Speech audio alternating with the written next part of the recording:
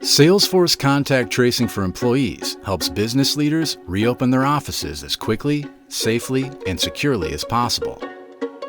Now, employers can manage the manual contact tracing process to monitor employee wellness and trace possible exposure to help stop the spread of infection.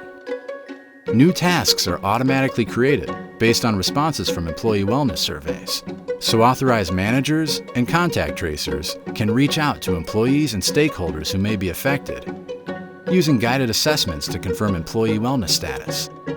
They can then quickly capture details around office and event interactions to determine who may be at risk of exposure and get consent to enroll exposed or at-risk employees in a daily assessment program to provide ongoing guidance and resources.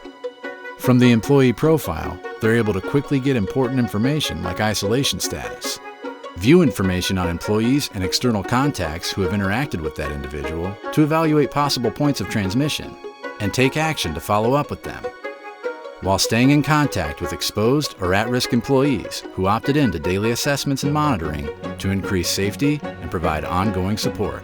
See how to protect the health of your workforce with contact tracing for employees with Salesforce.